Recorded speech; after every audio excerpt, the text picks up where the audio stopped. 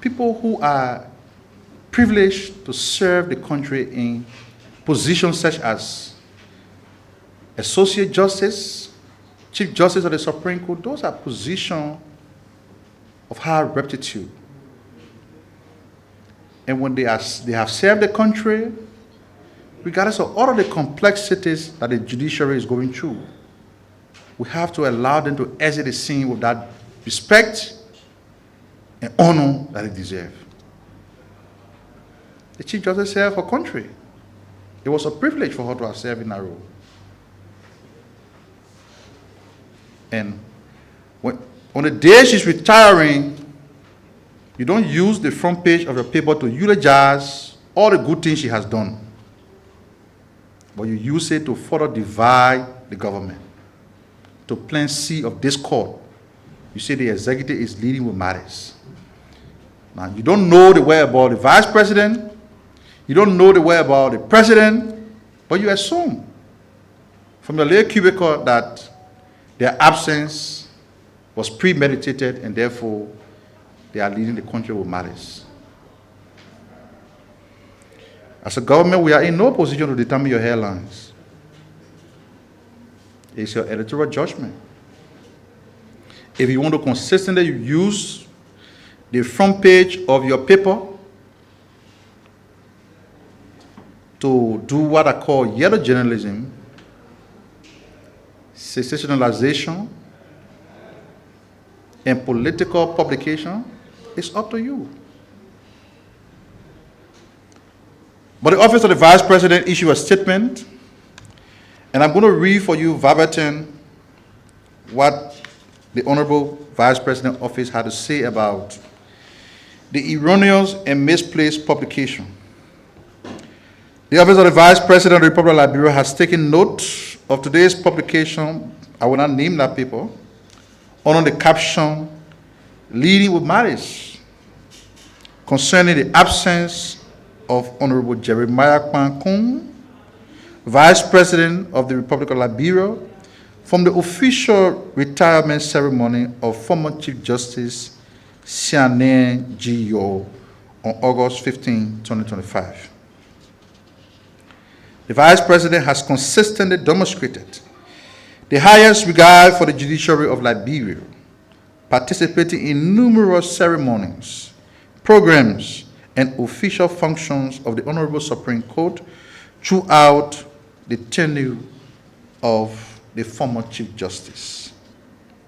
His active presence at such event has been a clear reflection of his commitment to upholding the rule of law, safeguarding judicial independence, and Liberia's democratic institution.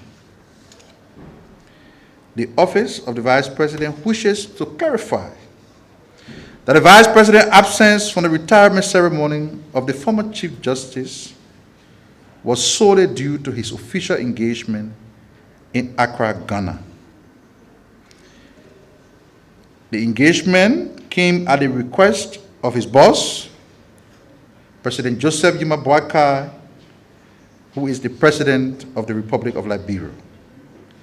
Of course, the release added that the Vice President departed Liberia on August 13 to represent the country at a state funeral held on August 15, the same day of the retirement ceremony. You know, Ghana experienced a very tragic incident a week ago, right? Yeah. 8 persons died, 2 weeks ago in a helicopter crash. Even though this very people that published this story was aware that the government of Liberia was invited, but they chose to ignore all of the facts to say the people leading the country were malice because the vice president was not there. Any suggestion that the absence of the vice president was an expression of malice or disregard for the judiciary or former Chief Justice Yaw is both inaccurate and regrettable. On the contrary, the Vice President shares a cordial and respectful relationship with the former Chief Justice, recently evidenced by his attendance at the inauguration of a children's park established by her daughter. In his official remark to the Honorable Supreme Court yesterday, the Vice President extended his profound respect and heartfelt appreciation to the former Chief Justice for her decades of distinguished service to her country. He further reaffirmed his steadfast commitment to supporting the judiciary as an independent pillar of the nation's democracy. So, Mr. Publisher, I hope this statement, as clearly written and published by the Office of the Honorable Vice President and read by me on this podium, can now satisfy your doubt. And maybe the honorable thing to do would be to issue an erratum tomorrow morning that maybe your reporter misled you. That's the honorable thing to do. But I bet you wouldn't do so.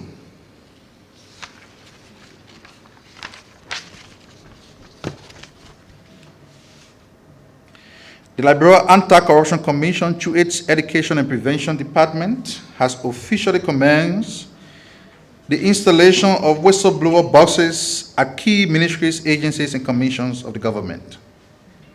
The initiative is intended to provide a safe, confidential, and accessible channel for public servants and citizens to report corruption, fraud, abuse of office, and other forms of misconduct.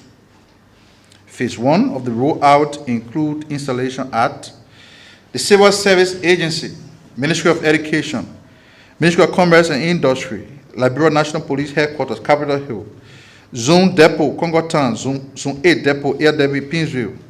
Okay, so the initiative is supported by the government of Liberia and falls in line with the LCC legal mandate under the LCC Act, as well as Liberia's obligation under the United Nations Convention Against Corruption, particularly Article 33. The effort seeks to strengthen internal control system, promote early detection of corruption, encourage citizen participation, build trust in public institutions, among others. The LCC remains committed to creating safe reporting spaces and advance the fight against corruption across all sectors of the government. John Depot didn't mention Ministry of Information.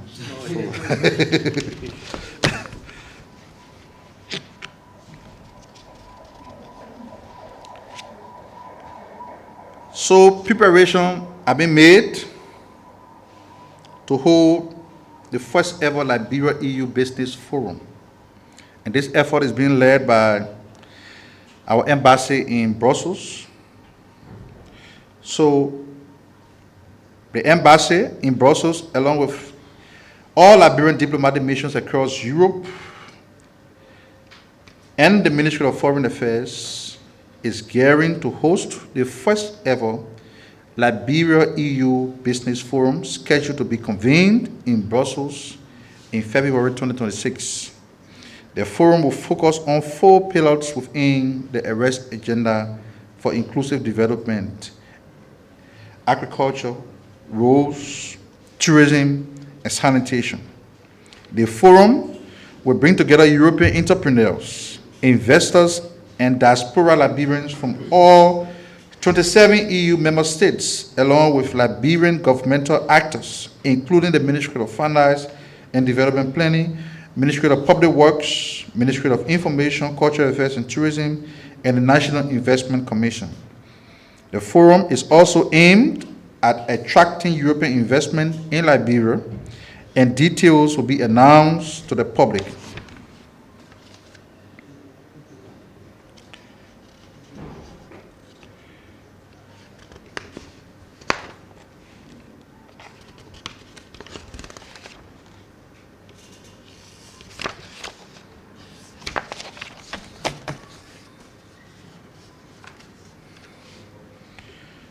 EPA boss was here on Tuesday, and he talked about the EU carbon trading policy event in Ghana.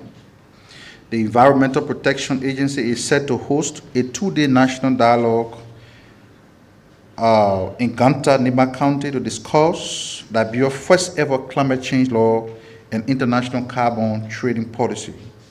The dialogue, organized under the guise of Climate Change Steering Committee, will bring together key stakeholders, including county superintendents, government ministers, civil society representatives, international partners, youth and women groups, faith leaders, students, and members of the press.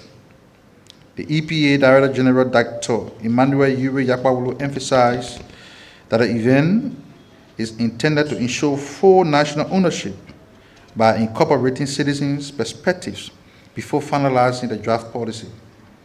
The proposed law will regulate emissions, establish oversight bodies, and govern carbon trading, guaranteeing transparency, accountability, and fairness in the operation of the carbon markets.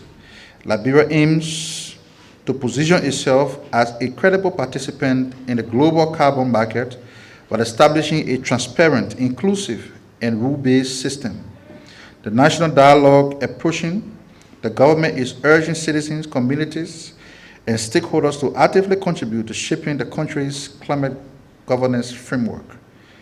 The NCCSC, chaired by the President of Liberia, has tasked the EPA with leading policy development in close collaboration with the Forestry Development Authority.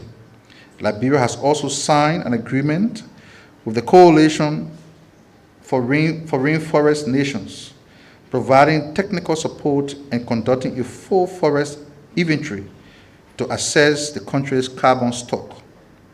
The draft carbon trading policy has already passed technical review and been presented to the NCCSC with public consultation conducted in 7 counties. The government is committed to ensuring that the policy reflects the needs and perspective of all Liberians. The historic step marks a significant milestone in Liberia's journey towards addressing climate change and promoting sustainable development.